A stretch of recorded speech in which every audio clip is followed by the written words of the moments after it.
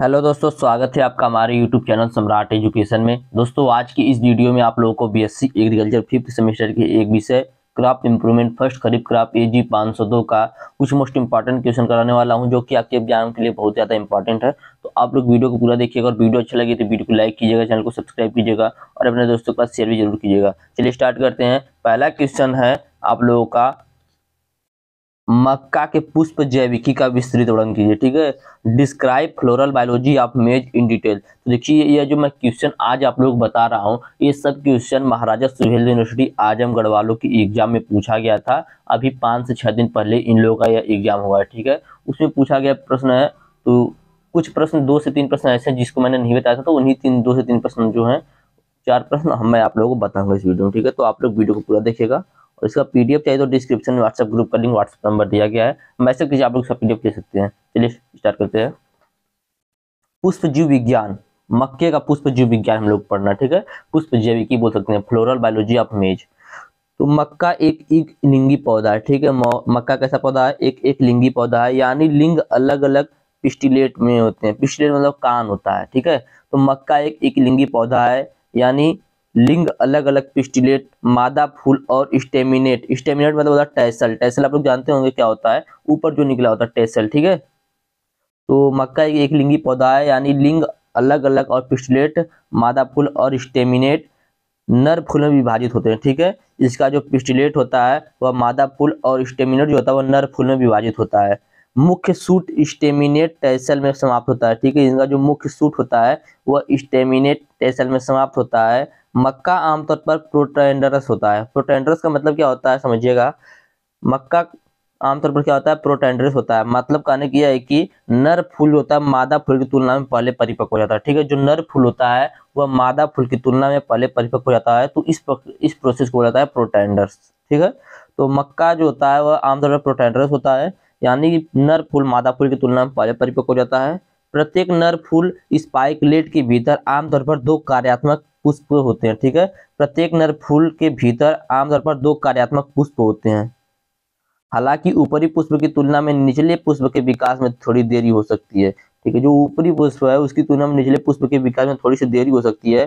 प्रत्येक पुष्प में पतले सल्कों का एक जोड़ा अर्थात लेम्मा और पेलिया तथा परागपुष्प 2 लेडिक्यूलस और अल्प विकसित स्त्री केसर होते हैं। ठीक है, तो ये क्या बताया जा रहा है कि जो ऊपरी पुष्प होता है उसकी तुलना में जो निचला पुष्प होता है उसके विकास में थोड़ी सी देरी हो सकती है। जो प्रत्येक पुष्प होता है उसमें प्रतले सल्कों का एक जोड़ा अर्थात लेमा और पेलिया, 3 परागकोश, 2 लेडिक्यूल्स और अल्प विकसित स्त्री केसर होते हैं। बताया गया है कि प्रति परागकोश 2000 से 7500 तक परागकण होते हैं। ठीक है, औसतन 7000 परागकोश प्रति पुष्पकोश और लगभग 3500 परागकण प्रति परागकोश के भीतर प्रत्येक पुष्पगुच्छ लगभग 2.45 करोड़ मतलब 2,45,00,000 परागकण पैदा कर सकता है। प्रति निषेचित अंडाणु से उत्पन्न परागकणों के अनुपात के संदर्भ में ऐसा प्रतीत होता है क्योंकि प्रत्येक कान को, या इसको मैंने आप लोगों को आगे बताया था कान को क्या बोलते हैं। ठीक है, तो प्रत्येक कान को निषेचन के लिए लगभग 1000 परागकणों की आवश्यकता होती है। यदि परागकण 100% कुशल होता है तो प्रति कण में लगभग 20,000 परागकण वास्तव में आवश्यकता से अधिक होते हैं। परागकण जो होते हैं बहुत छोटे होते हैं, जिन्हें हम अपनी नग्न आंखों से नहीं देख सकते हैं, बहुत मुश्किल होता है नग्न आंखों से देखना। वजन में हल्के होते हैं और हवा द्वारा आसानी से ले जाए जाते हैं। परागकण और प्रोटैंडरी की वायु जनित प्रकृति पर परागण की ओर ले जाती है। ठीक है, इनमें जो मादा फूल होता है वह शुरू में छोटा होता है, लेकिन जल्द से वह उभर कर क्या करता है, पंक्तियों के रूप में विकसित हो जाता है। ठीक है, जो मक्के का मादा फूल होता है वह शुरू में छोटा होता है, लेकिन जल्दी से उभर कर पत्तियों के रूप में विकसित हो जाता है। बेसल उभार पहले बनते हैं और विकास कानों की ओर, नोक की ओर बढ़ता है। ठीक है, कार्पेल के लगाव के ऊपर का भाग एक एकल सेसाइल बीजांड विकसित करता है, जिसमें 2 पूर्णांक या एक अल्प विकसित बीज कोट के साथ एक न्यूक्लियस होता है। क्या होता है? एक न्यूक्लियस होता है। संयुक्त कार्पेल जो अंडाशय की दीवार या परिपक्व कर्नेल की पेरिकार्प का निर्माण करता है तथा तब तक ऊपर की ओर बढ़ता है जब तक कि वे पूरी तरह से बीजांड को घेर नहीं लेते। 2 पूर्ववर्ती अंडक जो कान की नोक का सामना करते हैं वही वृद्धि बनाते हैं। ठीक है, तो देखिए इतना जो समय आप लोग बता रहा हूँ, इस समय इसलिए बता रहा हूँ थोड़ा सा जान जाएंगे। आप लोगों को जो लिखना है, जो आप लोगों को एग्जाम में आ सकता है, वो मैंने पहले शुरू में जो पॉइंट मैंने बताया था 10 लाइन 15 लाइन, वही आप लोगों को लिखना है। इतना मैं बता रहा हूँ कि थोड़ा थोड़ा आप लोगों को जानकारी हो जाएगा, ठीक है। तो जो शैली विकसित होते हैं, यानी लंबे धागे में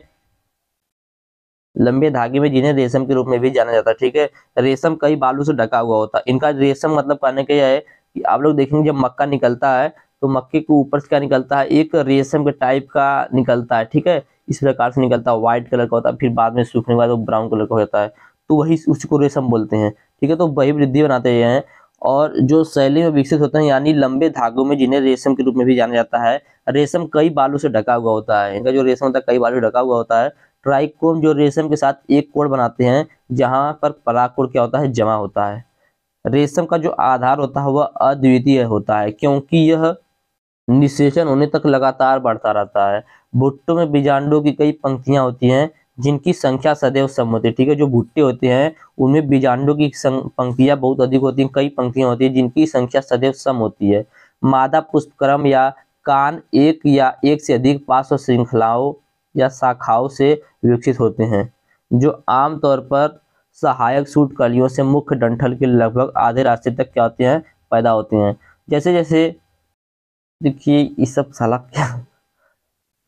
चलिए आगे देखते हैं अगला क्वेश्चन। इस क्वेश्चन को आप लोग सिर्फ शुरू मैंने जो आप लोग को बताया था, इस चीज को याद रखिएगा। मैंने आप लोग क्या क्या यहाँ पर बताया था, मैंने आप लोगों को बताया था कि मक्का एक लिंगी पौधा है, यानी यह अलग अलग पिस्टिलेट, मतलब कान बोल जाता है इसको, पिस्टिलेट को मादा, अलग अलग पिस्टिलेट और मादा फूल स्टेमिनेट नर फूल में विभाजित हो रहा है, ठीक है। कहने का मतलब यह कि मक्का जो होता है एक लिंगी पौधा होता है, जो अलग अलग पिस्टिलेट में मादा फूल और स्टेमिनेट नर फूल में विभाजित होता है, ठीक है। पिस्टिलेट जो होता है इनका वो मादा फूल में, और स्टेमिनेट जो होता है नर फूल में विभाजित होता है। मुख्य रूप से स्टेमिनेट टेसल में समाप्त हो जाता है, ठीक है। मुख्य रूप से जो स्टेमिनेट होता है, जो मादा फूल और नर फूल में विभाजित होता है, वह कहाँ पर होता है, टेसल में समाप्त हो जाता है। मक्का को आमतौर पर प्रोटेंड्रस कहा जाता है।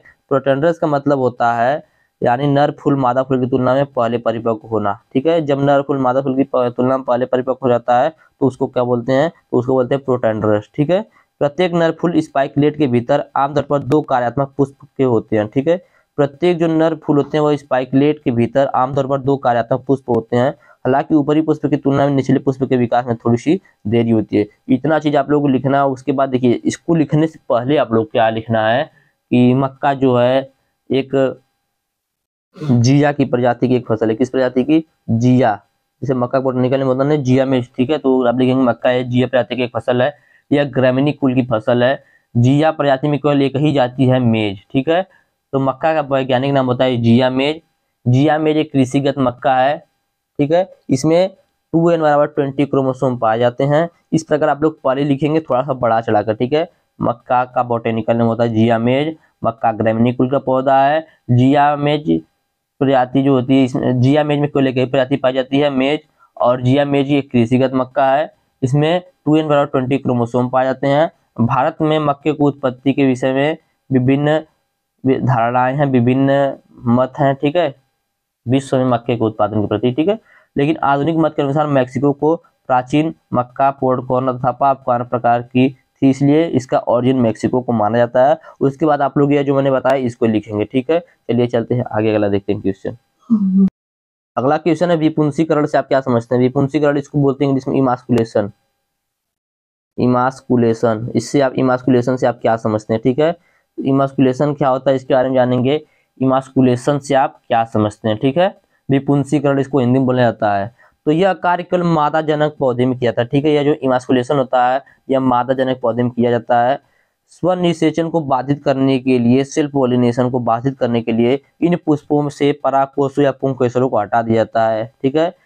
ध्यान समझिएगा, ये जो इमास्कुलेशन होता है, विपुंसीकरण जो होता है, यह सिर्फ मादा जनक पौधे में किया जाता है। यह स्वनिषेचन को बाधित करने के लिए, सेल्फ पॉलिनेशन को बाधित करने के लिए पुष्पों से परागकोषों या पुंकेसरों को हटाने की प्रक्रिया होती है। इस प्रकार मादा जनक पौधे के पुष्पकोश से परागकोषों को हटाने से इस प्रकार मादा जनक पौधे के पुष्पों से परागकोषों को हटाने या नष्ट करने को ही विपुंसन कहते हैं, या इसको विपुंसीकरण कहते हैं, ठीक है। क्या बताया मैंने कि यह केवल मादा जनक पौधे ने किया था। जैसे एक पुरुष जनक होता है, एक मादा जनक होती है। तो ये जो मादा जनक होता है इस पौधे में किया जाता है, मादाजनक पौधे में किया जाता है, क्योंकि यह स्वनिषेचित न सेल्फ पॉलिनेट न हो पाए, मतलब स्वपरागण न कर पाए, इसके लिए यह किया जाता है। ठीक है, इस प्रकार मादाजनक पौधे के पुष्पों से पराग कोषों को हटाने से, यह जो मादाजनक का पुष्प पौधा है, इसके पुष्प से पराग कोष को हटाने को या नष्ट करने को क्या कहते हैं, इमास्कुलेशन कहते हैं, विपुंसीकरण कहते हैं। ठीक है,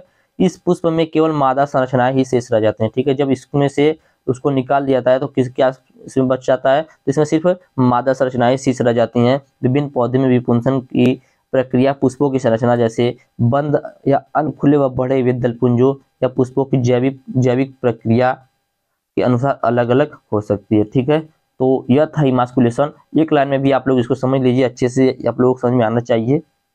द्विलिंगी पुष्पों में से पराग स्फुटन से पूर्व पराग कोष को पृथक करना विपुंसक या नपुंसक बनाना कहलाता है। ठीक है, जब कोई भी द्विलिंगी पुष्प रहेगा, उसमें पराग स्फुटन से पहले क्या करेंगे, उसके पराग कोष को पृथक कर लेंगे, निकाल लेंगे या नष्ट कर देंगे, तो उसको क्या बोलेंगे, उसी को बोलेंगे इमास्कुलेशन, विपुंसीकरण। तो विपुंसीकरण भी समझ में आ गया होगा। चलिए चलते हैं अगले क्वेश्चन पे। प्रश्न है, जैविक तनाव से आप क्या समझते हैं। ठीक है, जैविक तनाव से आप क्या समझते हैं, बायोटिक स्ट्रेस से आप क्या समझते हैं। देखिए, अबायोटिक स्ट्रेस एक होता है, एक होता है बायोटिक स्ट्रेस। तो पूछ रहा है बायोटिक स्ट्रेस, तो बायोटिक स्ट्रेस क्या होता है।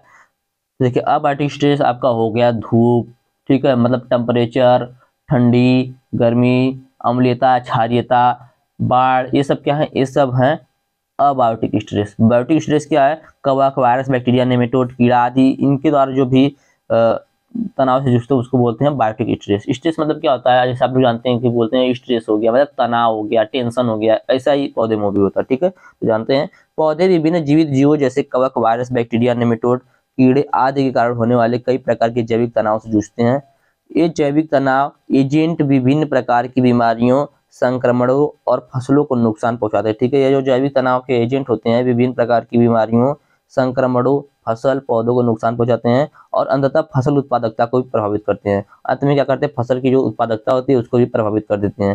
हालांकि जैविक तनाव पर काबू पाने के लिए अनुसंधान दृष्टिकोण से माध्यम से विभिन्न तंत्र विकसित किए गए हैं। ठीक है, जैविक तनाव पर काबू पाने के लिए अनुसंधानों द्वारा इसके लिए विभिन्न तंत्र विकसित किए गए हैं। इन तनाव को पैदा करने वाले आनुवांशिक तंत्र का अध्ययन करके पौधों में जैविक तनाव को दूर किया जा सकता है। ठीक है, इन तनाव को पैदा करने वाले कारकों के आनुवांशिक तंत्र का अध्ययन करके पौधों में जैविक तनाव को दूर किया जा सकता है। आनुवांशिक रूप से संशोधित पौधे फसल पौधे की प्रतिरोधी किस्मों को विकसित करके पौधों में जैविक तनाव के खिलाफ एक महान प्रयास साबित हुए हैं। ठीक है, कहने का मतलब यह है कि बायोटिक स्ट्रेस क्या होता है, आप लोग को देखिए जानना, पहले समझना बहुत जरूरी है। बायोटिक स्ट्रेस क्या होता है, बायोटिक स्ट्रेस मतलब जो जैविक मतलब जो जीवों के द्वारा हमें स्ट्रेस आता हो, जैसे हो गया कवक हो गया, बैक्टीरिया हो गया, वायरस हो गया, इन सभी के द्वारा यदि कोई पौधों में रोग लग रहा है तो उसको क्या बोलेंगे, इसी को बोलेंगे बायोटिक स्ट्रेस। ठीक है, अब देख लेते हैं ये भी अबायोटिक स्ट्रेस, क्योंकि बायोटिक स्ट्रेस तो पूछा था लेकिन अबायोटिक स्ट्रेस भी पूछ सकता है। ठीक है, तो अबायोटिक स्ट्रेस क्या होता है, तो पौधे को कोई अजैविक तनाव का सामना करना पड़ता है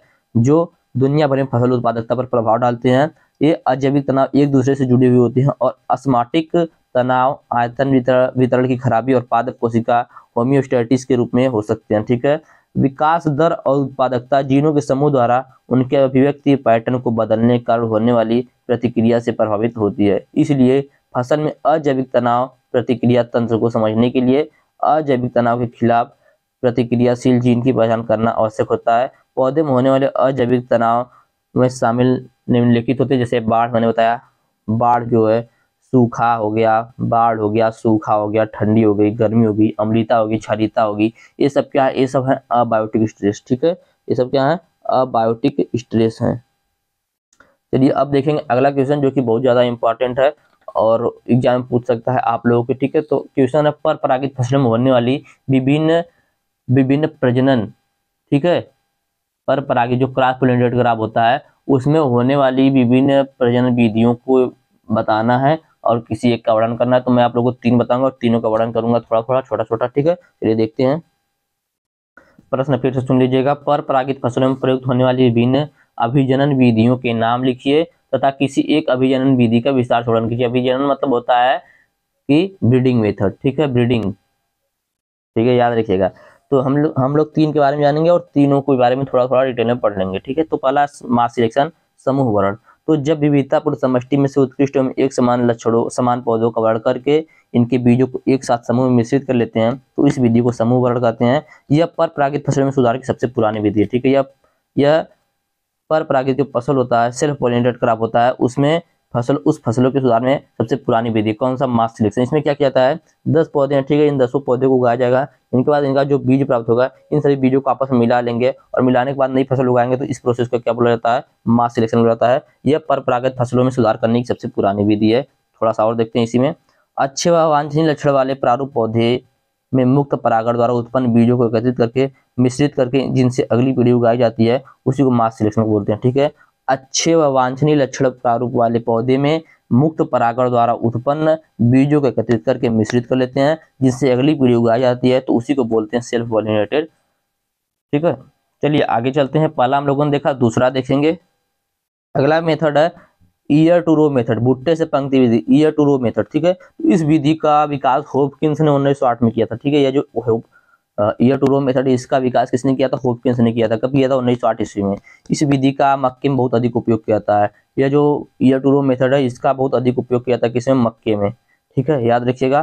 चलिए इसका परिभाषा देख लेते हैं, क्या होता है ईयर टू रो मेथड। तो जब विविधतापूर्ण समष्टि में से उत्कृष्ट पौधों का वर्णन करके इनके बीजों को अलग अलग एकत्रित करके एकल पादप संतति उगाई जाती है, तो इसे भुट्टे से पंक्ति विधि कहते हैं, ठीक है। क्या करेंगे, जैसे मान लीजिए 10 पौधे हैं, 10 पौधे को उगाएंगे, उगाने के बाद इनसे जो इनका सिलेक्शन करेंगे, जो अच्छे क्वालिटी वाले पौधे होंगे उनसे क्या करेंगे, इनकी बीज को अलग अलग रखेंगे और अलग अलग पादप उगाएंगे, तो इस प्रोसेस को बोला जाता है क्या? Ear to row method. और प्योर लाइन सिलेक्शन भी इसी को बोला जाता है, ठीक है। जब विविधतापूर्ण समष्टि में से उत्कृष्ट लक्षण वाले पौधे को अलग करके इनकी बीजों को अलग करके एकत्रित करके एकल पादप संतति उगाते हैं, मतलब अलग अलग पौधे को उगाते हैं, तो इससे भुट्टे से पंक्ति विधि कहते हैं या ईयर टू रो मेथड कहते हैं।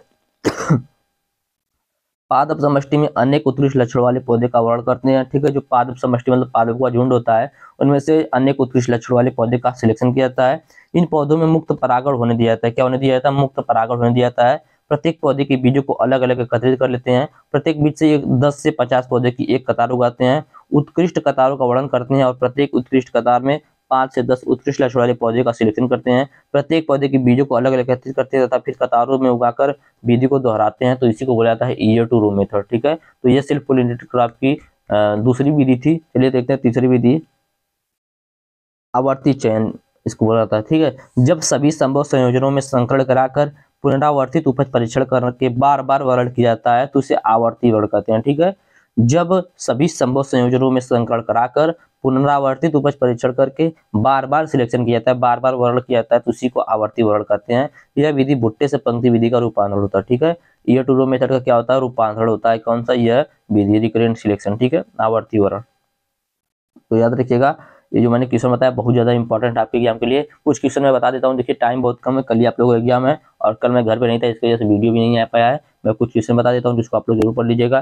पहला क्वेश्चन आप लोगों को रहेगा, धान के उद्गम केंद्र में वितरण का विस्तार से वर्णन कीजिए। मैंने सब कुछ बताया हुआ है इसको। मूंगफली उन्नयन हेतु प्रजनन उद्देश्य लिखिए। मूंगफली के इंप्रूवमेंट हेतु क्या प्रजनन का उद्देश्य है उसको लिखिए, इसको भी मैंने बताया हुआ है। अगला है संकर बीज उत्पादन तकनीकी से आप क्या समझते हैं? यह 100% एग्जाम में आएगा, इसको भी पढ़ लीजिएगा, मैंने बताया हुआ है, ठीक है। संकर बीज उत्पादन तकनीकी से आप क्या समझते हैं? विस्तार से समझाइए, इसको जरूर पढ़ लीजिएगा, एग्जाम में आएगा 100%, ठीक है। अगला है फसल उन्नयन तथा फसल उन्नयन के क्या उद्देश्य है, विस्तार से बताइए। क्रॉप इंप्रूवमेंट क्या होता है और क्रॉप इंप्रूवमेंट का क्या ऑब्जेक्टिव है, इसके बारे में बताना है, तो इसको भी मैंने बताया है। मक्का के फ्लोरल बायोलॉजी के बारे में मैंने आप लोग बता दिया। और कभी कभी पूछ देता है ओकरा, जो है ओकरा आप लोग जानते हैं भिंडी, ठीक है, भिंडी के ऑरिजिन के बारे में पूछ देता है और डिस्ट्रीब्यूशन के बारे में पूछ देता है। और बाजरा के बारे में, बाजरा के संकर बीज उत्पादन प्रक्रिया का वर्णन कीजिए, इसके बारे में पूछेगा, तो इसको मैंने बताया हुआ है। कपास के ब्रीडिंग ऑब्जेक्टिव को मैंने बताया हुआ है, ठीक है। पादप आनुवांशिक संसाधन से आप क्या समझते हैं, ठीक है। What do you mean by plant genetic resources, इसके बारे में पढ़ लीजिएगा। और इसका फसल उन्नयन में क्या भूमिका है, ठीक है। प्लांट पादप आनुवांशिक संसाधन से आप क्या समझते हैं, फसल उन्नयन में इसकी भूमिका बताइए। और अरहर के बीज उत्पादन के बारे में वर्णन करना, इसको मैंने बता दिया है, ठीक है। तो जितना मैंने बताया आप लोगों को पढ़ने के लिए, उसको आप लोग जरूर से जरूर पढ़िएगा, क्योंकि एग्जाम में आने वाले सब प्रश्न है वही सब मैंने बताया है। और उम्मीद करते हैं मैंने जो भी आप लोग बताया अच्छे समझ आ गया होगा। और जो पहला क्वेश्चन था उसमें थोड़ा सा कन्फ्यूजन होने की वजह से मैंने छोटा से करके आप लोग को बता दिया, और मैंने लिखा था उसको, टाइप जब किया था तो सब कुछ सही लग रहा था, लेकिन जब बताने लगा, पढ़ाने लगा तो थोड़ा सा गड़बड़ हो गया। तो इसीलिए मैं नोट्स पे लेकर पढ़ाता हूँ, और ये वीडियो आप लोगों को अच्छा लगा है तो वीडियो को लाइक कीजिएगा, चैनल को सब्सक्राइब कीजिएगा और अपने दोस्तों के पास शेयर भी जरूर कीजिएगा। धन्यवाद। जय हिंद।